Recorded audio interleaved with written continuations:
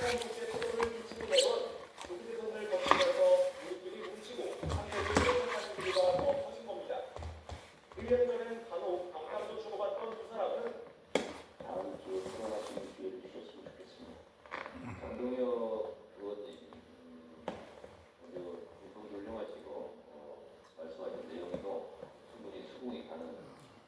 강성지휘층의 열과 같은 성원 속에 여야 대표에 오르며 체급을 키웠지만 이제는 손을 맞잡는 것조차 뉴스가 되는 낯선 사이가 되어버렸습니다. 악수도 사람하고 악수하는 거지 그런 사람들을 사람이라고 할 수 있겠어요? 만나고 악수하고 동굴에 앉는 것이 정치는 아닙니다. 협상이 이루어지려면 저는 힘의 균형이 맞아야 된다. 서로를 위헌정당, 독재집단으로 규정한 여야는 국회 곳곳에서 거칠게 충돌하며 일촉즉발 위태로운 설전을 이어가고 있습니다. 명해제하러 오다가 다시 넷대거리 의원이 와서 법사위 간사를 맡겠다고 하고 있고, 이것이 바로 국회 국회이다. 피고인 6년 하는 박범계 의원도 법무부 장관, 법사위가 다 했습니다. 충격적인 계엄 이후 뚜렷해진 박지정의 결집, 여기에 영향력을 키운 강성지휘층의 모습이 여야 후보에 그대로 반영된 모양새입니다. 서로에게 손을 내밀다는 주장마저 선명성을 의심받는 상황에선 이 같은 양극화 양상을 쉽게 극복하기는 어려워 보입니다. YTN 이성재입니다. 경찰도 12.3 비상계엄단체의 과오를 공식 인정하고 대국민 사과했습니다. 위헌적 계엄에 동원돼 국민에게 큰 실망과 상처를 드렸다며 철저한 재발 방지를 약속했습니다. 부장원 기자입니다. 지난해 12월 3일 밤 10시 17분 비상계엄이 선포되고 난 뒤 가장 먼저 움직인 건 경찰이었습니다. 국회를 에워싼 채 계엄을 해제하려는 국회의원과 시민들을 막아서 계엄군의 진입에도 협조했습니다.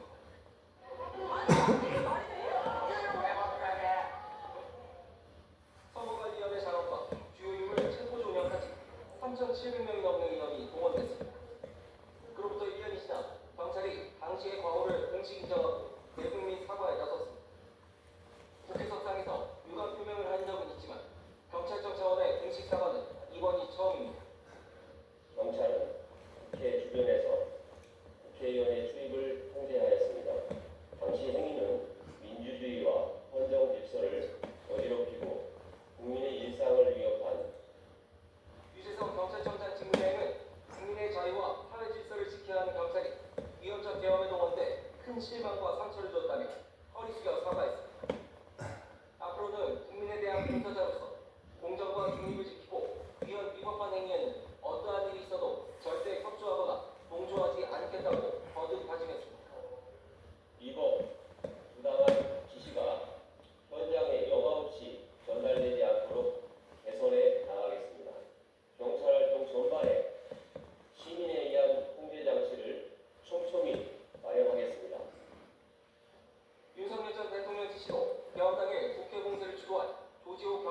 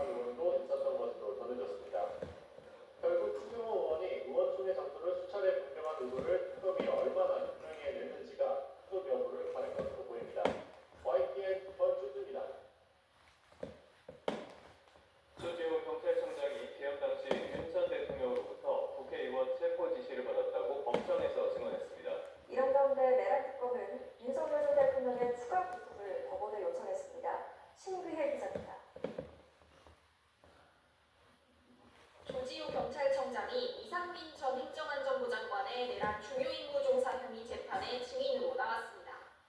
조 청장은 비상계엄 당일 밤 윤석열 전 대통령과 비화폰으로 모두 6차례 통화했다며 첫 통화에서 국회 통제가 언급됐고 정치활동을 금지하는 내용의 포고령이 발표된 뒤에는 담을 넘는 의원들의 체포 지시를 받았다고 증언했습니다. 조 청장은 그러면서 윤 전 대통령이 국회로 들어가는 건 불법이니 체포하라고 말한 게 분명히 기억난다고 강조했습니다. 이런 가운데 내란 특검은 새롭게 재판을 시작한 일반이적 혐의 재판부에 윤석열 전 대통령의 추가 구속을 요청했습니다. 지난 7월 특검에 의해 체포 방해 등의 혐의로 다시 구속돼 재판에 넘겨진 윤 전 대통령은 내년 2월 18일이면 구속 기간이 끝납니다. 윤 전 대통령이 받는 재판은 크게 3개입니다. 이 가운데 내란 우두머리 혐의 재판이 유일하게 내년 2월 말 이전 선고를 예고한 상태인데 추가 구속이 없다면 불구속 상태에서 재판을 받게 될 가능성이